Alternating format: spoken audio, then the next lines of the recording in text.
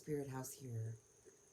I just wanted to talk a little bit this evening about, you know, we're kind of a pivotal um, time in the planetary alignments and in humanity, really, over the whole earth and all the people of the earth, where it's a really good time to leave behind abusive, if you have the means to, and if you have faith, honestly, there will be a way provided. There will be an out provided. There will be an escape route to, I'm talking about abusive relationships. Um, Faith is the best thing you can find, no matter what culture you are, whoever, the higher power that you can pray to, what you consider divine source creator or multiple aspects of divine source creator and the higher realms, the higher aspects, um, then, you know, there will be a way out provided. So don't, I've been in abusive relationships, believe me, I've survived two um, uh, narcissistic, like very abusive relationships where, and then, you know, another situation where it was schizophrenia involved, actually. But it's like, you know, you will be provided with an out if you feel like a prisoner or you've been made a prisoner. There will always be that, just what it takes is just a little bit of belief in yourself or knowing that it's going to be your end. Sometimes it has to be that way for you to learn the karmic lessons in life. And believe me, all of us have have to go through it to reach a point of exaltation, where you really realize that you are worth, you are when you realize your self-worth. It's a long journey, but even just realize that you are worth more than, no one no one on earth should have to put up with um, emotional or physical abuse. Okay.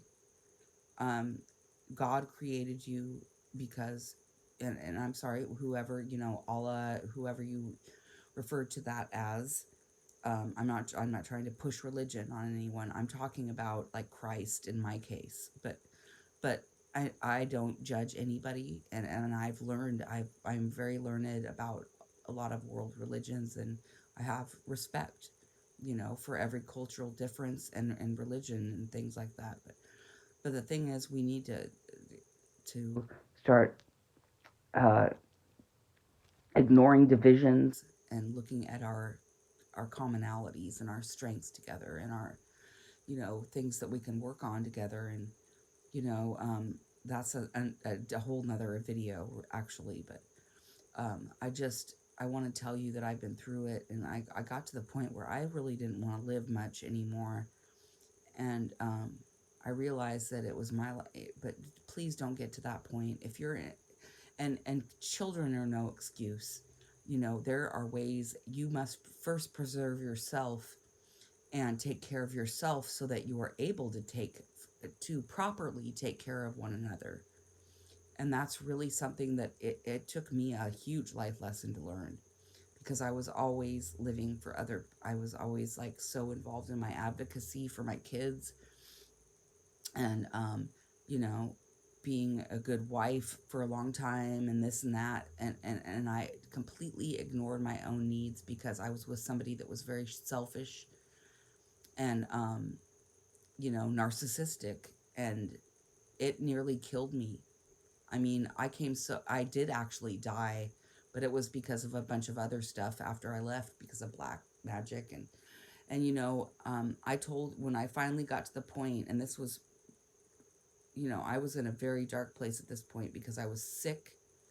I was very sick, and I wasn't being treated well at all. I was being treated horribly for like the past year. Okay, and not good throughout the second half, of the 12 years I was with this person, the past 6 years. But I gotten to a point where I'd lost all respect because of certain situations that happened. So I no longer had any respect for this person, but I still hung in there because of the kids, because my two sons were disabled or developmentally disabled, so, or just neurodiverse, and they had a lot of health problems though, and so it was like I was, it took all of my time, and the first the first quite a few years throughout the first part of my marriage to this person, I worked 3 jobs while they went back to school after already earning their bachelor's, and just to have fun and go to drawing groups and this and that. And it was just like to the point where it was not what we had discussed and agreed upon. When we seriously sat down and discussed where the course of our relationship was going, it was not that I was going to work 3 jobs and have him be somebody that didn't even tend to the children during the day, even though they didn't have to work. So it became a bad situation. And, you know, after 6 years, I said I wanted a divorce. And then, he suddenly stepped up to the plate and got a job. And so I'm like, okay, I'm going to work on this. I'm going to work on this. And I sincerely wanted to work on the relationship. And I was like, okay, you're showing an effort, and, then they got a job, but they lied about their income, his income. And it was like, I was like, I had my own means. I was doing seasonal taxes for people, like odd jobs here and there, and also taking care of my children, who at the time were very sick, and advocating in DC for disabled children and adults, as well as on a state level here in California. So I was like very busy, and I was like, I wanted to advocate for all kids that were going through what my kids were doing. And so I was involved, a lot politically, and I never was a person of politics, but, I felt like I needed to do this on behalf of my kids and other kids.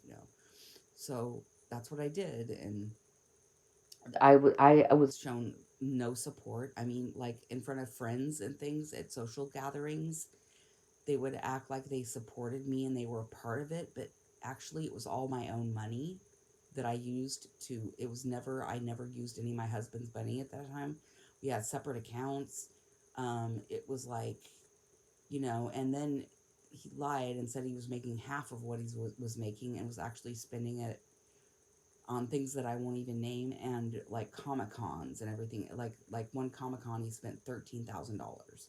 Okay, which is, whatever. It's like, but in the end, it's like he became so evil. Okay, and I didn't find this out till later, because when I became fully awakened and stuff, and things began to be revealed to me, and you know what? I knew it at the time, but I was in such a state where I was so beat down, I was so depressed, and I was sick. And so he started making breakfast for me, which he never did anything for me at any time of day ever. But all of a sudden, he wanted to start making breakfast for me. So I was like, "Well, thanks. That's nice." And then I found out later that I was being poisoned. And I told him, big mistake with any narcissist: never tell them that you want a divorce and you're leaving, because I did this. I got to the point where I just was so, it was a matter of life and death actually for me, and I was like, I'm leaving. You can have the house, you can have all the cars, you can have everything. I need to get out of here for my own well-being, because at this point I'm not going to be here, you know. And so he was like, he never really revealed. He was always had a huge mask on, never really revealed anything of, well, that's unfortunate, whatever. And then a week later, okay, I didn't leave our residence that we shared until 2 weeks after I told him that. And, you know, okay, here's the thing before I tell you this event that happened. Even though I no longer was in love with him, I still cared about him. I still cared about what happened to him. I still had like a platonic love for him, but it clearly died long ago. Okay, let me just say this. And so I said, we can just be adults about this. You know, I don't expect much from this. Let's not involve attorneys. We can settle this. You can have everything. I really, I'm sick. And he would, he was saying that I was faking it. And that's another thing that was really disheartening. That I was faking being sick when later actually I'd been misdiagnosed. It's a long story. There was a lot of spiritual attacks going on at the time too. But, you know, I was like, so after I told him that I wanted a divorce, um, 7 days later, when I went to a corner store that he knew I went a lot, it was 2 blocks away from our house that we owned together. Um, and he was the only one that knew that I went there like every other night to buy, you know, milk or this or that, you know, and stuff. So, and he knew that I planned on going there that evening. And I'd been going there for 7 years, I think, on and off. It was just like a little local, like for milk or whatever. It was a liquor store. You know, it had all that stuff. It was a convenience store 2 blocks away on the corner from where we lived together. And I went in there, and this guy was behind the counter, and his eyes were like black. He looked like a demon. And I went to pay for my stuff, and I gave him the money, and then he held it. He jerked it away from me when I went to grab it. And I'm like, what the heck? You know, give me my milk. And so he actually leapt, not like a human. I'm not saying like a human. This is like somebody that was on either on LSD or some heavy psychedelics, because their pupils were entirely black. But it was also a demon. It was a demon. I mean, it was insane. He leapt over the counter, and this is the clerk that's working in the store I'd never seen before, and I'd been going there for years. And he leapt over the counter and tried to assault and contain or kidnap me, basically. And I actually evaded him because I know martial arts really well, two different forms of martial arts, right? So I evaded him and bought enough time to run to get into my full size van. I had a full size Chevy Escort, or I can't remember what the actual model name was. But anyway, it was like a luxury, you know, nice with 4 captain seats and all that. Anyway, I'm running back to my van, and he is running after me, and he grabs the door while I'm trying to shut it, and I pull it with both of my hands and like bust a couple of his fingers, I think, you know, in it. And he was like doubling over, and I went and slammed the door again. I backed out. I got away. I got home, which was 2 blocks away, and I called the police, right? And so I called the police first, 911 first, and I told them what happened, and they said they were sending, you know, some officers on the way. And then I went to the bedroom, and I was like, you know, I don't want to say his name. Wake up, wake up. I've just been like, somebody tried to like assault or kidnap me just now at our neighborhood store, that, you know. And he was like, oh, I'm really tired. I have to go to sleep. I have to be up early, and rolled over. And at that point, it's like it hit me. This MFer doesn't care whether I live or die, because obviously in that situation, you know, anyone who was decent would get up and be like, okay. And I said, the police are on their way. No, he rolled over and didn't want to come out of the house. And, you know, at that point, it was just all hitting me. And it was like, I realized how much not only did he not care, but that he really actually wanted to do me harm, was like a lot to take in. Okay. Even after 12 years of marriage, I mean, it was like, whoa. Okay. So I go out and talk to the police. They file a report. And indeed, they had informed me that the night before, the owners had switched over to that little store. But the thing is that, and I didn't want to accept this at the time, but it's been revealed, like a lot of other things have through the Holy Spirit, that yeah, he paid somebody. I don't know how the switching over took place, but I actually believe that this person that I was with for 12 years was actually sent in by my enemies from the beginning. And because, like, what ensued after, okay, so after that happened, I left the house about 7 days later when he said some really ugly, like, evil things to me. And it was like, whoa, okay, I'm leaving. I went to go stay at my mother's house. Um, but it's like, I was in denial because I just didn't believe that people could be so evil. Okay, I was very naive at the time. Plus, I'd just been preoccupied with, you know, raising my kids who had significant health problems and developmental disabilities, and it was like really hard. So I was really sick, when I left.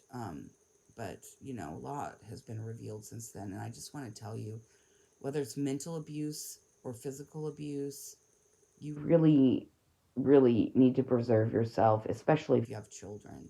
Do not stay because of traditional values, what your family may pressure you into. It's not right. You must first and foremost honor yourself, love yourself, and respect yourself. And it means going away and hiding out and being alone for a year or two just to be able to heal from the abuse that you've been through, then that's what you need to do. And that's what, you know, your guides and everyone would want you to do, to be able to just have peace, and just um, find your happiness again, find your inner child again, be able to heal from that, lots of meditation, whatever it takes, whatever makes you happy, just do it.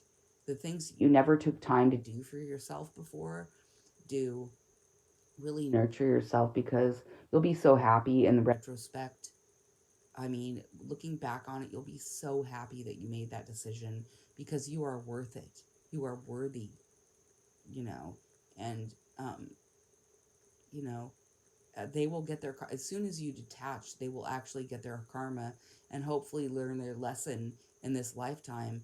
And, you're really doing them a big favor on a soul level by detaching from people like this, you know, um, so for their betterment in future, in the future, whenever that may be, in whatever dimension or timeline that might be. But I just really want, and I know it's hard when you've been beat down by somebody to, like, find your self-worth, but just know that you would not have been created if you weren't meant for great things, or if you weren't meant to go on this journey, you weren't meant to have the opportunity to, like, change your life and other people's lives, and do good things. And sometimes it takes us some lessons to get on that path, but everyone has to go through the fire, and I want you to know that I pray for everyone that's in what seems like an impossible situation, but it isn't impossible. You can believe in miracles, and you can get out of that situation. You just have to start planning your escape. And but you can't tell people, if you're dealing with narcissism or tyrants, you cannot give them notice. Literally, it's not like, or even with work, like, normally it's good etiquette to give a job 2 weeks notice, maybe a month's notice. But if you're dealing with narcissistic people, you cannot give them that notice, because they will literally try to destroy your life. Okay? So let me just tell you that. If you have children, make an escape plan, please. Please do not bring up children in that environment. Please. You are worth it more, and your children. Do it for your children. If you can't find the strength within it to do it for yourself, do it for your kids, because they're our future. And I just want to give you encouragement, let you know I've been through situations like that before, and I know you can do it. I have faith that you can do it, and just, um, don't never give up hope. There's always hope. So that's just my message for tonight. I know it's kind of lengthy, but I love you guys. No matter what stage of your journey you're going through, Another thing that I meant to say originally is that,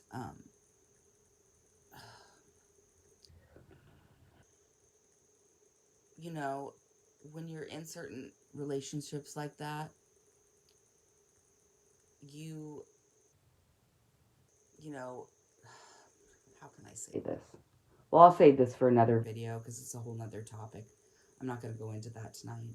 But anyway, I love you guys and I'll talk to you soon.